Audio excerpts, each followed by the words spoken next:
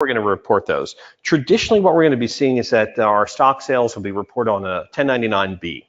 They're going to be coming from an investment account. If someone has a managed fund, what you may see is a relatively long document that has multiple pages attached.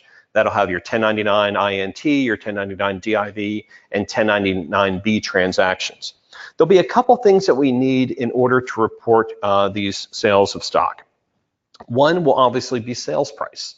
This is generally fairly easy to come up with. It's whatever the person had sold their investment for. We also need to know the adjusted basis of the asset. So when we take a look at the brokerage statements, traditionally we should see a lot more of these stock transactions reporting basis. We're going to see a lot more reported transactions than what we've seen in prior years. Each year we'll see more and more of these what we consider reported transactions. If the taxpayer does not have basis, what we're going to suggest is they have to go back and determine that amount themselves. The IRS will be glad to give them a number for basis.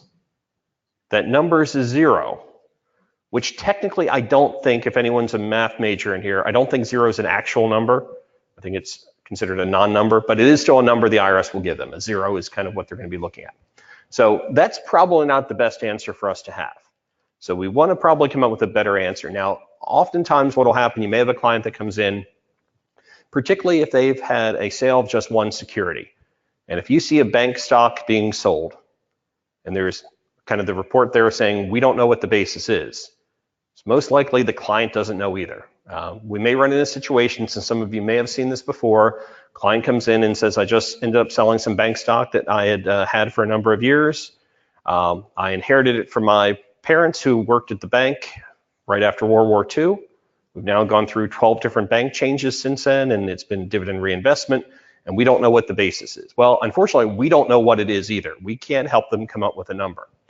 So there are a couple options. One is they can go back and determine the number themselves and come back and let us know what the basis is. But another option may be for them to go to their stockbroker, their stock advisor, or investment broker.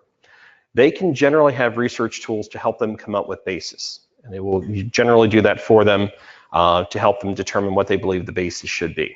And once we have that number, then we can proceed with the return. But if we don't have the stock basis information, typically we need to go back and ask them for it. Sometimes the broker will actually have it. It may not be on the report itself. It may not be required to be reported, but the broker may actually have stock basis information available. So our first recommendation is probably for the taxpayer to go back to their stock advisor and have them calculate that for them. We're going to determine holding period, short-term or long-term. There's going to be a difference in taxation. Any short-term transactions will be taxed at ordinary income rates. Short-term is going to be defined as any holding period of up to 1 year. So if you've held on to that security, the mutual fund, for less than 1 year and 1 day, so basically up to 1 year, it's going to be subject to ordinary income tax rates. If the taxpayer held on to that for 1 day and 1 year, so at least 1 day beyond 1 year, it can qualify for a long-term capital gain rate, which starts at 0%. It's either a 0, 15, or 20% rate. So we may see a number of clients coming through VITA that have positive adjusted gross income, positive taxable income, and no tax. And that's because the long-term capital gains rate could be effectively at 0%. It also works for qualified dividends. So if we think back to the 1099 DIV, the amount reported as qualified dividend is also taxed at that favorable rate. So if we have the opportunity and the system will calculate it, the long-term capital gains rates will be favorable. Again, we don't really have any control of it. We're going to enter the dates as they're reported, and the system will automatically calculate those.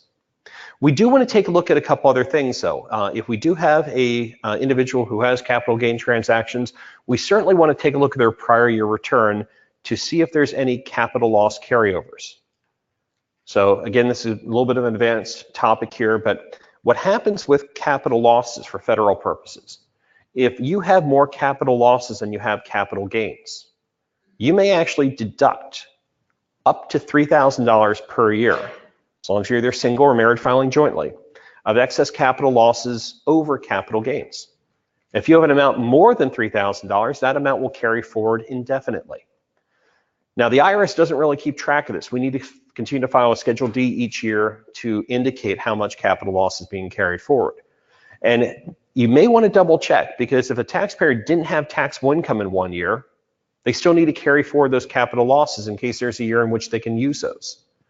So we do want to always take a look at the prior year return, take a look at the Schedule D and see if there was an amount there that we need to carry forward. It's fairly easy to enter that in the tax layer. If they've been in before, it should actually be there and continue to roll forward. But particularly for new clients, or just as a matter of course to double check with their prior year return to see if they have any capital loss carry forwards. I have an individual that I work with that has a capital loss carry forward right now about $760,000. At $3,000 a year, they will need to be setting some new Guinness records of longevity to be able to utilize all that in their lifetime.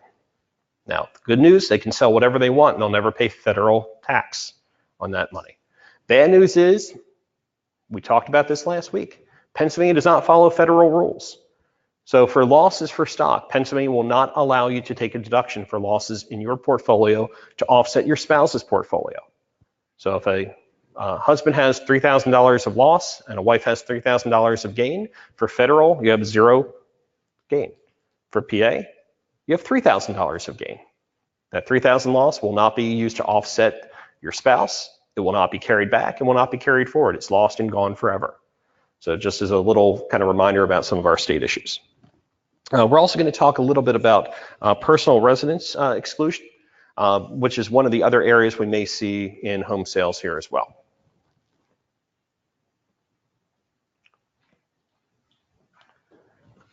Right, so again, what we'll probably be seeing is that your capital gains will be reported on a 1099-B, which should be our majority of cases. That's generally going to be our sales of stock or coming from a mutual fund.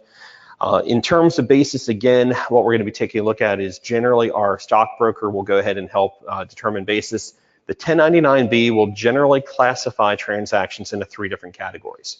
One is what we call covered transactions. That's where the stock basis is required to be reported to the IRS.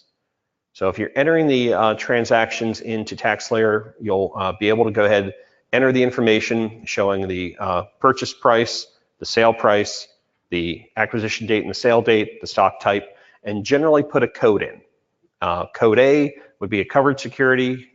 Code B would be a non-covered security, meaning that the basis is not required to be reported to the IRS, but it's known. Or code C, meaning it's a transaction where the basis is not reported anywhere. So it's a non-covered security where we don't have the basis and we need to do a calculation on that.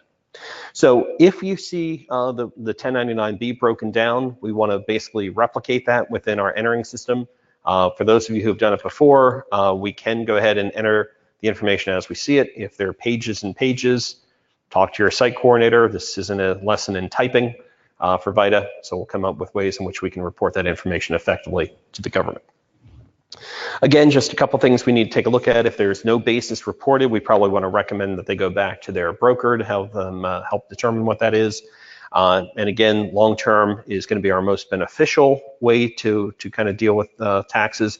We're not the broker. We didn't sell the security. We can't help them if they end up selling it at their 364th day. They should have waited 2 more days, but we'd have no control over that. Nor do we provide investment advice, but we simply record the information as it happens. Now, one other area we may see in terms of transactions that may be reportable would be the sale of a principal residence. Now, in most cases, you do not need to report the sale of a principal residence, at least for federal purposes. There is a situation for PA, you do need to report the sale of a principal residence, not for income tax. It's going to be for Schedule SP and for the rent rebate property tax. The sale of a principal residence, any gain excluded, is added back to income for those two purposes. So just as a caution, if you have a client that says, we've finally downsized, we've moved out of the house we've lived in for the past 40 years, the children are finally gone from the house, we believe, or at least we're going to sell it and make sure they can't come back in because we're going to move to a 1-bedroom cottage. When you make that move, traditionally you may have some gain on your sale of your home. Property has appreciated fairly nicely here in the county. Not California type appreciation, but pretty nice appreciation. So these individuals may have a gain on the sale of their principal residence. It's not going to be taxable for federal, not going to be taxable for PA, but for SP and for the rent rebate, you need to add that gain back in. It's not going to be calculated in the system. And for the most part, you don't even need to report the sale of a principal residence. The only time that you would are in essentially where they have a gain and they do not meet the exclusion rules, or a situation where they've received a 1099-S. And a 1099-S is basically reporting the sale of property. Now, in most cases, your transfer agent, your settlement agent is going to know that this is a principal residence and will not issue a 1099-S. There may be some situations where they're not entirely sure. In most cases here in VITA, we probably don't have our taxpayers having multiple properties. If anyone's ever seen one, please let me know. But generally, they're not going to come in and they mentioned they sold their property and they mentioned that they decided to sell the one in PA, not their winter home in Boca Raton, not their ski chalet in Colorado, not the home that they keep in California to go visit the grandkids, and not their place in the islands that they sometimes like to get away to for the holidays. Most times when we're talking about VITA clients, they have one residence, and this really shouldn't be an issue. But every so often, you may see a 1099-S coming in. And if that's the case, we do need to report the sale of the property. Or if they have a gain on the sale of their home and they do not meet the exclusion rules, which we'll talk about in just a second. Now, these are fairly broad. These have not changed. There had been some talk in the tax code that they might change, but they have not. They're still looking at a 2 out of 5 year rule. There are 2 separate tests we need to take a look at. In most cases, again, these are going to be simultaneous. We're not probably going to run into a lot of situations in VITA where these tests are independent of each other. They're probably going to be happening at the same time. It's a 2 out of the last 5 year rule. So if you used the home as your principal residence for 2 of the last 5 years, you'll meet the test.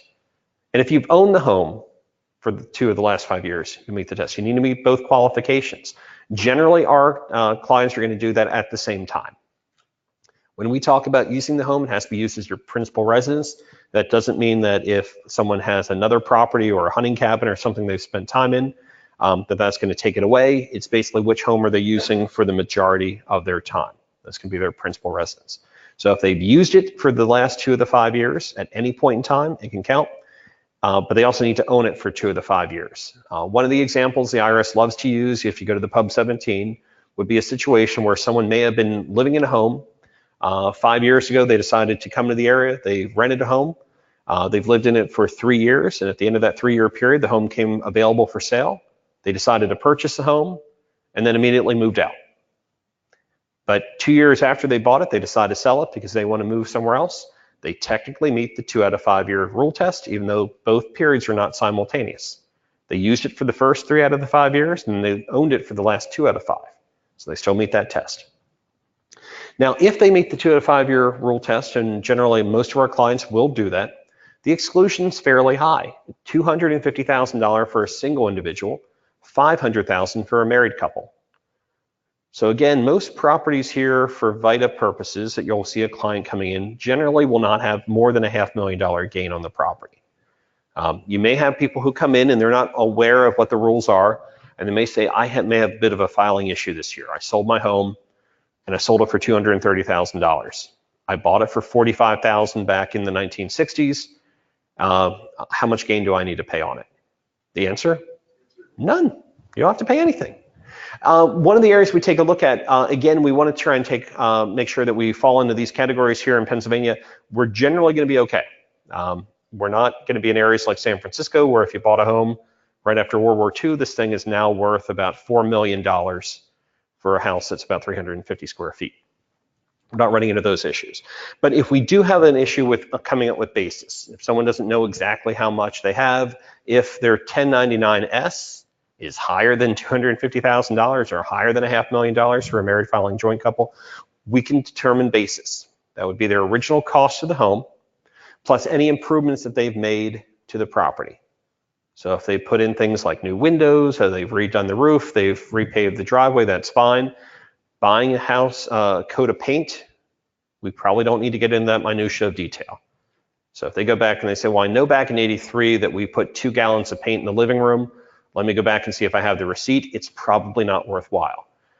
In most cases, we probably don't even need to go through this iteration, because if their gain's less than 250 or 500, we don't need to go through the process. The only time we need to worry about it is if they have a problem that they didn't meet the rules. They don't meet the 2 out of 5, then the gain will be partly or fully taxable. Again, we don't need to even report this unless we get a 1099-S or they don't meet the 205-year rule test. Again, if they have a loss on the property, we don't report it either. That's not deductible. So they can't take a loss in the sale of a principal residence. And again, we don't need to report that unless they have a 1099-S. Okay, just a couple other issues that I just want to mention before heading into kind of a Schedule E. So we go in alphabetical order. I'm going to take a slight detour here and talk about something coming off Schedule 1. This is going to be on line 21 still. This is going to be another item of income. In addition to seeing a few other areas, we've seen a rise in debt relief, particularly for clients coming into VITA. If you've been watching TV or listening to the radio after kind of the political season's ended, you'll probably be seeing a lot more ads for debt consolidation, debt relief. What this process would be is individuals who have personal debt, credit card debt, bank debt, may have gotten themselves overextended and are in problems now, particularly as we see rising interest rates. So rising interest rates are great for people who have money in the bank, not so great for people that owe credit card debt. Becomes a little bit more onerous now that these are creeping back up to 25, 26%. If anyone's been watching the new ads, I believe it's Jackson Hewitt offering your advanced refund before you even file. You notice the APR is 36.59% for the loan. Just another reason why VITA is a much more palatable option. It may take you a little while to get your refund, but it doesn't cost you 36% annual interest rate to get it. But one of the areas we take a look at is there are people who may have credit card debt and they've gone through a process of getting that credit card debt either partially or fully relieved. And if they go through the process, that amount of debt that they've had relieved is income because they've gotten some sort of economic benefit out of that use of funds. So they basically use someone else's money to do whatever they've used a credit card for, whether it's to pay for medical bills, whether it's to take a vacation, whether they enjoyed that nice meal, but they owe money back. They got something and they didn't have to pay for it. So under the Internal Revenue Code, that's income. They've had an economic benefit. So that will be taxable to them. What they will typically receive is a 1099-C for cancellation of debt. If that amounts more than $600, they'll receive a 1099-C, and in most cases, we're going to be well over $600 for debt relief. Now, you can actually go ahead and just enter this information as other income. It's going to be within VITA scope as long as you meet the following conditions. One, it has to be personal debt. So it has to basically be personal credit card debt. It can't be a business-related debt. So typically, we're not going to see interest related to this debt that we try to take as a deduction. So we don't really need to worry about that. Kind of the personal debt will take care of those issues. Second of all, it has to be reported on the 1099-C, which is going to be matched to what the IRS has on record. So the IRS knows that you had a credit card debt forgiven by Visa or Citibank or the Gap or whoever issued your credit card. So we need to go ahead and match that up. Again, it can't be business related. It's not going to be under bankruptcy, which is a whole different provision of the tax code to get into. And it also would not be one in which a taxpayer is claiming insolvency. So when you get your 4012, there's actually a check or a little kind of diagram there to show what insolvency is. That's on D59 of your 4012, little foreshadowing whenever you do get your 4012. For those of you who like to go and get a PDF version of it and look it up now, you can get to see what it looks like. But insolvency is basically a position where even after debt relief, you still owe more money than what you have in assets. It basically means that you have not even gotten yourself to be at break even. So you're not just broke, you're worse than broke. You actually still owe money after they had debt relief. Well, the IRS will consider that to be a position where you still have not had any economic benefit. You didn't get yourself out of still a negative equity position. If that's the case, the return is then out of scope because that income can be either partially or fully excluded from income if they're insolvent. So if they're still insolvent and they don't want to pay tax on that amount, that's fine. They can go to another preparation service and they can handle the insolvency exemption for them. But the insolvency exemption basically involves us preparing a personal financial statement to take a look at all their assets, all their liabilities as of a point in time, and it's beyond the scope of what we can do here within VITA.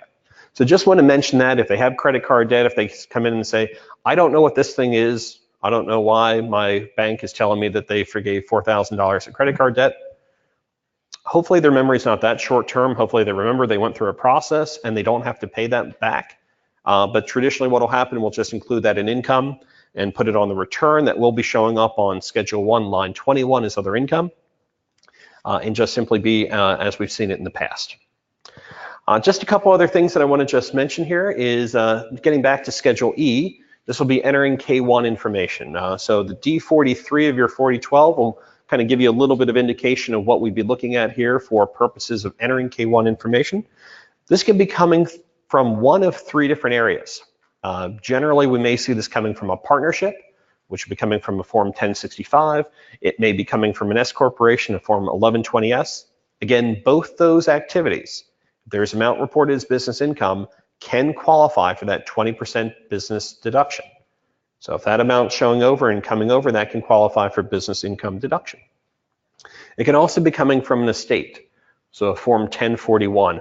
All of these forms are called a Schedule K1, but these lines will be different between each of these three. So when you go into TaxSlayer, you have to just be sure that you're picking the right one to start entering information between one of these three options, because that will populate the correct codes or the correct lines for you to enter information.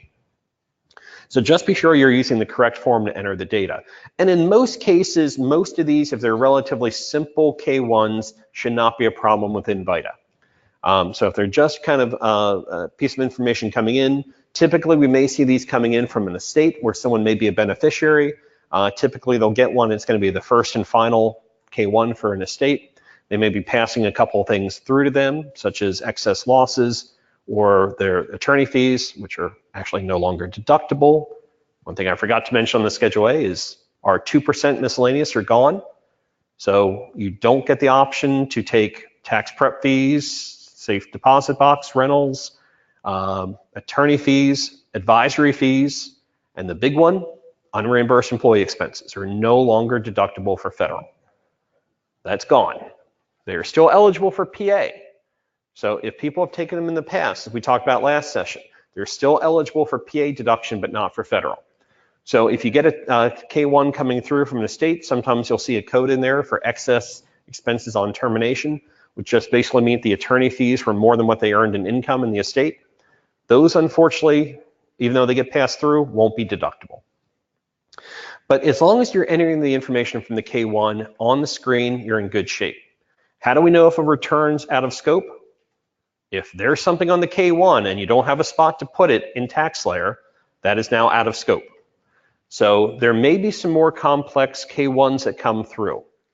What we've seen is a couple brokers have now gotten their clients into areas of publicly traded partnerships, where they might be in oil and gas or pipeline partnerships instead of stock transactions. For the most part, these are going to be relatively straightforward, but there may be some complexities involved. Now, just because you see something on a K1 that you don't know where it goes may not mean it's out of scope. There may be some things, if you take a look at line 20, particularly for a partnership, that they have other information. They may be including things that are only applicable for corporate partners. So if you see codes in there like a code V, it doesn't apply to an individual, so we don't need to worry about it. But if you get a K1 and it's about 53 pages thick, and it has important information to consult with your professional tax advisor, is probably outside our scope. If it has big warnings to say, have you considered making the following foreign tax elections? It's probably outside the scope of VITA. In most cases, we don't have many people coming in that would have those types of investments, so we should hopefully be in pretty good shape. So as long as the information you see on the K1 is eligible to be entered into TaxSlayer, the return should be good to go. A couple things we just want to keep in mind. You do have the options when you go in. There'll be a couple boxes we need to check here. Would be that, first of all, that the activity is generally from a passive source, that we're actually not having an active participant in these activities. And that's probably true, because if they were an active participant, it means they probably have an outside accountant preparing their return for them. And generally, if they are paying someone to do the return, they'll pay them to do the 1040 as well. They generally won't have them do the complex K1 and then have them come in and handle it here for VITA to have the tax service prepared. So traditionally what they're going to be is a passive investor, that they're basically taking a look at this as an investment opportunity, or they're a beneficiary of an estate. We can also check that all of their investment is at risk, meaning that if the venture fails, that they lose the money that's basically invested. So generally, it's going to be a passive activity and all at risk. It's basically for loss limitations that we don't really need to worry about too much. In general, we shouldn't really see a lot of loss activity coming through from K1s. So again, if there's something that's not in scope within the K1, unfortunately, we can't prepare it. But if you do run into issues, you may just want to double check with your site coordinator. If it looks like a really complex K1 and the site coordinator has some issues, we can certainly keep kicking up the chain to determine what we can do with it. We'll probably be able to help determine whether it's completely out of scope or whether some of the codes just really have no applicability. All right, and just want to mention one more slide here, and then we'll do questions here for health savings account. Health savings account is actually taking one step beyond the advanced certification. This is going to be getting into a specialized testing. Good news is this testing is probably one of the shortest tests you're going to take for certification. Now, I think probably the intake and ethics are a little bit easier, but this one's pretty short. There's not a whole lot of questions involved with this one. The nice part is that an HSA, there's really not a whole lot of complex issues with an HSA. In most cases, what we'll be seeing are just a few areas. Traditionally, someone may be getting a 1099 HSA reporting distributions from a health savings account. In a lot of cases, what we'll see is that we'll probably be having more people participating in HSA through their employer. And for those of you who don't know what a health savings account is, it's a corollary to effectively a high deductible medical insurance plan. So as medical costs have been increasing, we've seen kind of a transition. We have traditional health insurance plans where your monthly premium is generally fairly high, but you have relatively low deductibles before the insurance will kick in. Now, as an alternative, they have health insurance plans that have very high deductibles. So for families, that can be higher than $6,300 before your insurance will kick in. For singles, it's around $3,650, $3,700, and I apologize because I never memorize any numbers. I just can give you general ranges. But they're in the relatively high amounts. The benefit for people is that they may say, I don't go to the doctor. I don't really need health insurance, but I want something to help for catastrophic issues. So because I don't go to the doctor that often, I don't need a plan that's going to cost me a lot per month. I'm very happy by paying a smaller premium and taking more of a risk that I have a higher deductible. Well, to help offset that gap, the government has created a health savings account, which allows people to put money into an account that'll be deductible from income. So it's a tax-free contribution to a plan that can then be used to withdraw to pay for medical expenses that aren't covered by insurance. So it's kind of a unique opportunity. We may see a lot of individuals within VITA participating in a high deductible plan and then having a health savings account. The majority of these will probably be handled through their employer. So one of the ways you may see this is that if you see a W-2 and there's a code W in box 12, that's going to indicate the amount of monies that have been contributed to an HSA. Those are all done pre-tax. So those are already accounted for. Now, for federal purposes, not only do you get an HSA deduction, so anything done pre-tax would be fine, but you also get it for Pennsylvania as well. So you get a deduction for amounts put into a health savings account for PA. Now, if an individual has put money into their HSA outside of an employer plan, essentially with after-tax dollars, then we can go back and add those amounts as additional contributions. So those additional contributions can then be added to our 8889 to be tested to see whether or not they'd be qualifying for an additional adjustment to income. The majority of areas I think we're going to see with the HSAs is more so in the distributions. So if individuals call up their HSA and they say, I'd like to take money out, or a lot of cases, they'll actually get an HSA debit card, which can be used only for specific purposes. You can only use those at pharmacies, hospitals. You cannot take them to your local convenience store and fill up your tank of gas and get some Tic Tacs inside. It will not be used there. It can only be used for certain locations. But if they're taking withdrawals from their HSA, those are going to be tax-free to the extent that they have qualified medical expenses. So if they get a 1099 SA, which shows a distribution in box 1, we need to ask them a couple questions. First of all, so I see that you've taken funds out of your account. What did you, how are those funds used? And if they say, well, I use those to cover medical expenses, You say, if you have a 1099 SA with $800, did you have at least $800 worth of medical expenses? And they said, yes, I took them out because I had $200 of a doctor bill and $1,000 of orthodontics. That's fine. We meet the qualifications. If they did not take them out for medical purposes, we kind of mentioned in the 1099 session, a code 1 is an early withdrawal from an account subject to a 10% penalty. That's pretty light compared to this penalty.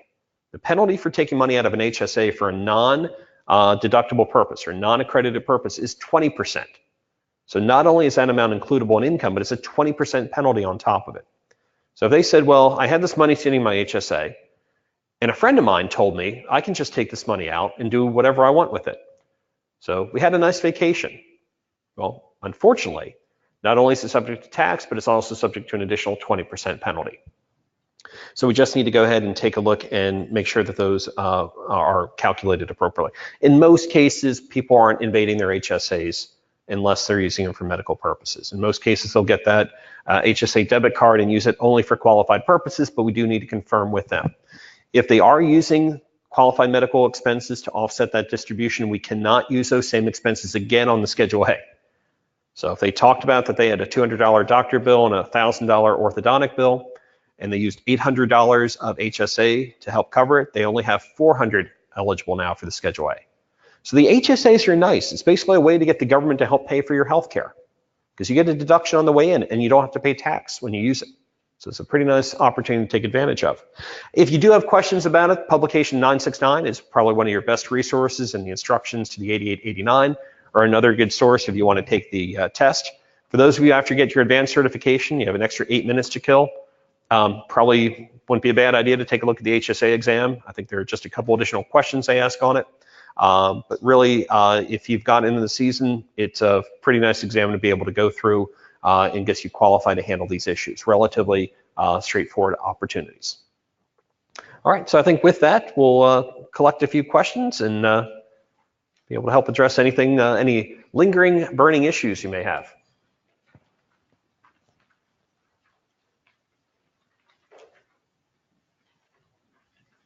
This conference will now be recorded. This conference will now be recorded. All right, welcome back, everyone. The crowd keeps thinning. If I keep taking breaks, we'll probably be down to just be I'll hop down. We'll just do a one-on-one session. All right. So wanted to basically kind of finish off our training here with a little bit of discussion on military tax issues. Interesting part about military is that there are a couple kind of unique tax scenarios that revolve around our military returns. So we do want to cover a couple of those items. This is another certification test available within the VITA program. It is within scope for VITA. This is the third year that we've been preparing returns for those in the military. If you do see one, please be sure that you kind of indicate that to your site coordinator. Just one of the reasons we always like to take a look at that is because of the fact that we don't see these all that often. So the more people that are aware of these issues, the more people we can actually have help train in the area and become much more comfortable with these types of issues. Now, one of the things we're going to take a look at is there may be some opportunities here to understand what's going to be taxable for military purposes, and then some unique deductions that military individuals are entitled to. One of the things that we're going to take a look at, we don't have many active military bases in an immediate area, so we may not see as many active military duty personnel as some other locations would have. But one of the best resources you're going to have is going to be your 4491. They do have an entire chapter on military areas. So just probably one of the areas you may want to take a look at there if you're interested in dealing more in military type roles. Now, one of the first things we're going to be taking a look at is the whole concept here of what's going to be really reportable for military issues. And there's a whole list of items that are going to be taxable or not taxable according to various definitions. In fact, in your 4012 on the D2, again, once you actually get the 4012, there'll be a whole list of areas that are going to be subject to income versus excludable for purposes of military pay. In general, the Department of Defense will determine the type of compensation that the military service member is receiving and should be preparing the W-2 accordingly.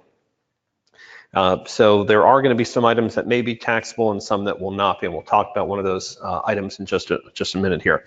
The W-2s are going to have some very unique codes associated with them. They're going to be a little bit different than what you're going to see from a traditional W-2. The way that you're going to tell if it's a military, it's going to be coming from DFAS, which is the central processing payroll company for the military. So if you see a W-2 coming from DFAS, it's going to be indicating that it's a military individual. So if you see something a bit unique, just continue to follow what's on the W-2, especially those in box 12. Those are all going to be flowing to different elements of the return. You may see some unique areas in box 14, which are going to be some different type of retirement contributions that they might be participating in. A couple other things that we may see is that military individuals are the only ones are still eligible for a moving expense. The moving expense has been eliminated for anyone other than those in the military. And in addition, we kind of talked about that we don't have any unreimbursed business expenses anymore for federal. That is true. We do not have it. It's not a Schedule A adjustment anymore. But we do have the opportunity for service members to take an adjustment to income, depending on certain expenses that they may incur in their capacity as a service member. So in general, what we're going to see here for military is that their taxable income is going to be shown on box 1 of the W-2. Couple questions that arise would be if an individual is separated from service from the military, if they are separating and they are receiving a severance pay due to medical conditions, that is actually a taxable compensation to them. So severance pay due to medical conditions are taxable. However, in most cases, the service member may be appealing that decision to the VA board, and if they are determined that separation of service is due to disability, not just a regular severance, that will change the payments. The payments will now become non-taxable. So disability compensation is not taxable, severance pay is taxable. So what may happen in the year of determination, we may have to go back and file an amended return if they've been reporting income for a period of time. These determinations can take a couple weeks, a couple months, depending on the process. So we may have to go back and amend a return. But once that determination is received, the government will automatically change all those payments to be not taxable, and they'll be excluded from income. So generally, it's only going to be an issue kind of for the year in which the determination letter is awarded, and also potentially for the prior year. Now, one other item on the W-2, and then I'll kind of mention a few cautions here. Combat pay. So if an individual is serving in a combat zone, combat pay is excluded from taxable income. So it's not taxable for federal income tax purposes. And the second bullet point there, it's actually combat pay, not combat bay. Sounds like a kind of an action movie. But combat pay is not only not included in box 1, but it's going to be shown in box 12. So if you take a look at a W-2, if individual's been in a combat zone, their pay is going to be indicated with a Q in box 12. That amount can actually be added to earned income credit to determine if that amount will help them benefit from taking an earned income credit. Not taxable as income, not treated as earned income for income tax purposes, but could be treated as such for earned income credit purposes. So there may be some opportunities there. TaxSlayer will automatically decide whether or not to include it. It will run the EIC both ways and determine whether or not it's going to make the election to include that in EIC. So the software will determine that. A couple things that we take a look at, the basic housing allowance and homeowners assistance are not taxable, should not be reported as taxable income. In general, I just want to make a quick caution about taking a look at the W-2s. Oftentimes, there may be some inaccuracies with the W-2. If a taxpayer comes in and they say, I'm not quite sure, this doesn't make sense, they need to go back to the issuer of the W-2 to have that corrected. We can't make the adjustments themselves. Oftentimes, there may be some confusion about what's taxable or not taxable. They'll need to go back and have that redone. So if we run into those situations, we may just have to have them take a look and find out a few other areas. We'll talk about moving expenses in just a little bit. That does give an opportunity for perhaps a deduction for our military members. Again, we don't really see a lot of bases here in PA, but you may run into scenarios where You may have someone who's actively stationed abroad and their spouse decided to move back to this area, that they're not going to live on base, they want to come back here. So you may see people who are bringing W-2s or other information for spouses. Now, one issue we want to take a look at here for basically state and local issues. If you're in the military and you're earning compensation and you're stationed in PA, that's generally taxable income.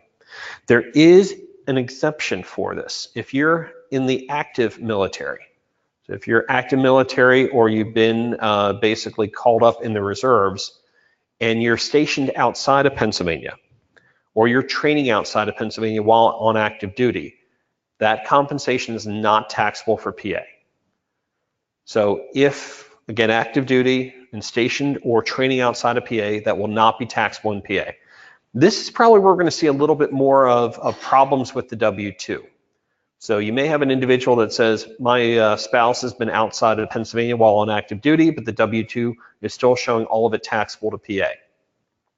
Well, in that situation, we don't have to have them reissue the W-2. Pennsylvania will allow us to go ahead and make that correction on the return. We can actually treat whatever portion is excludable from PA income as not taxable for PA.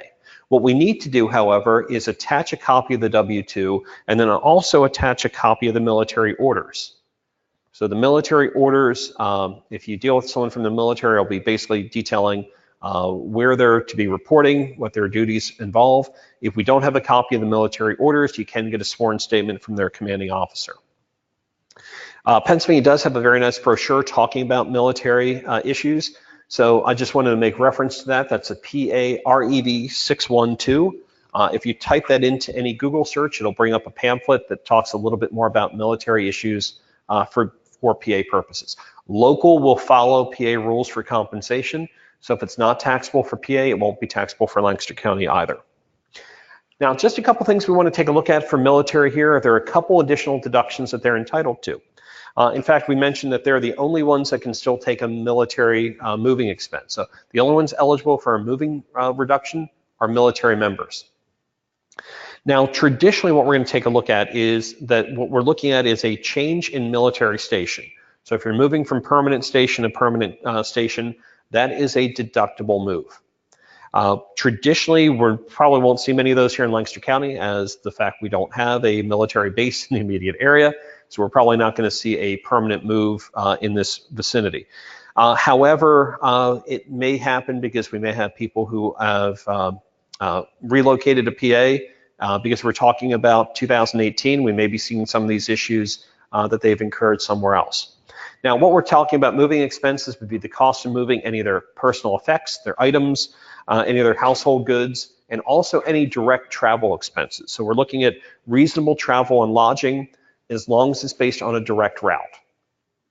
So for example, if you had someone who was stationed in San Diego out at Coronado, and they applied for a transfer to come to Aberdeen or come to Norfolk, Virginia, they are eligible to take a moving expense from a direct path from San Diego to either Annapolis or Aberdeen or Norfolk, Virginia.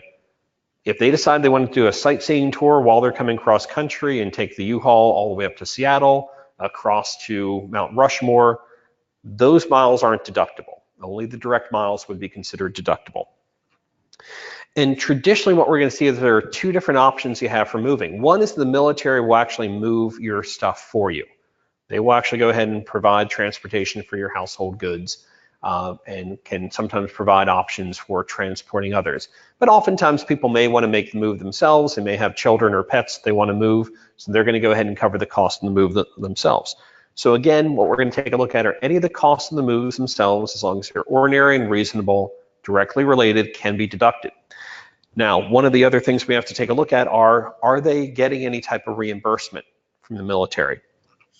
And one of the things we're going to be taking a look at is a system called a personally procured move, a PPM. Before, this was called a do-it-yourself move, which was a lot easier to say. It was a ditty, just a do-it-yourself move. Now it's a PPM. But a personally procured move is where you have the option to have your goods transported by the military, but you choose not to. If you elect that option, if you choose to move yourself, the government will actually pay for 95% of the cost of what it would cost the government to move you. So the government will issue you a check for 95% of what they believe the cost to move would be. Now, you still have to go ahead and substantiate your expenses. You have to basically turn in all your receipts to the government.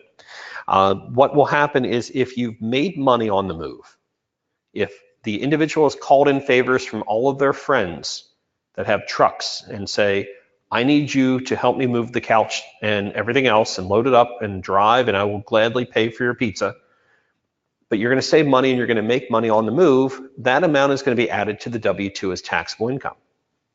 So the government will automatically calculate that. Where we may see some issues is if they incurred more costs than what they were reimbursed, they would be allowed as an adjustment to income. That would be on the form 3903. So we'll still see that form in existence for the time being, just for military purposes only. So any amount that individual's received in that they've incurred in excess of reimbursement can be then modified as an adjustment to income. All right, and just want to hit our final slide for the training for 2018 is talking about military business expenses. Again, we don't have unreimbursed expenses eligible for all people. It's just going to be people in the military. So what we're going to take a look at here are a couple different unique costs. So if a service member has costs for uniforms, so if they have things like cleaning their uniforms, if they have to purchase their own emulets, their own medals, if they have to purchase items that they need for military duty, those can be considered a reduction of income. It's going to be an adjustment to income. The caveat is that they have to be prohibited from wearing these items while not on duty. So they can't go ahead and buy items that are tactical wear that they could wear either on or off duty. It has to be specifically for military service. So these are traditionally items that people may be spending out of pocket. They may be part of an honor guard or some other type of military detail and incurring these costs. If so, cost of cleaning the uniform, cost of those materials will be considered a reduction of income. So we can adjust those as well. Now, one area that we may see a little bit more often are actually expenses incurred for reservists. So reserve duty. So if someone is reporting for reserve duty and that location is more than 100 miles away, this is kind of a clear test of whether or not that their reserve base is 100 miles away. If it's over 100 miles, they can deduct the cost of travel to reserve duty. They can deduct reasonable costs associated with reserve duty. Now, if the military provides housing and meals, they can't deduct those things. If they say, I prefer not to stay in the bunkhouse, there's a Motel 6 there, I will pay for that. That's not a deduction, that's now a personal item. If they decide I don't like the chow that they're serving, I'm gonna go out to the local restaurant and buy something, not deductible. But if those aren't provided, they would have the opportunity to have those as an adjustment to income as well.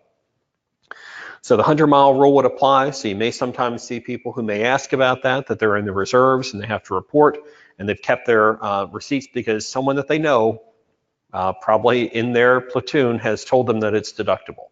So as long as it's 100 miles or more, it'll count. Professional dues, if they have to pay any type of dues, generally follow the same rules. If it's required for the profession, they'd be deductible. If they're social dues, for example, if they're social dues for their NCO club, it would not be deductible.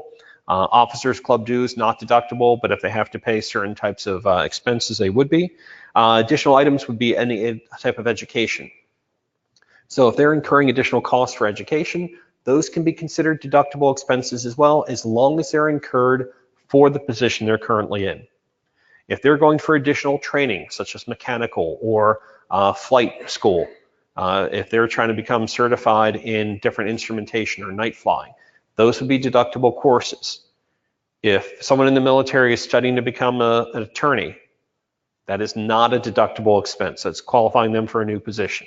Unless they're trying to get into the JAG program, it's not deductible. So as long as it's a required course for their current position, it would be an opportunity for them to take a deduction.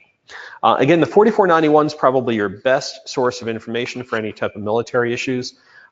We've seen a couple of these in our earlier session. We asked, and we had a handful of people, maybe about a half dozen, who've seen some military returns. So we are seeing a few more of those. So if you do run into those issues again, just kind of make others aware that you've seen it, and we can take a little bit more time to walk through those issues. A little bit more complexity to them, but we want to be sure we're doing the right things. So with that, that's our final slide for the training. We'll be happy to take any additional questions anyone may have.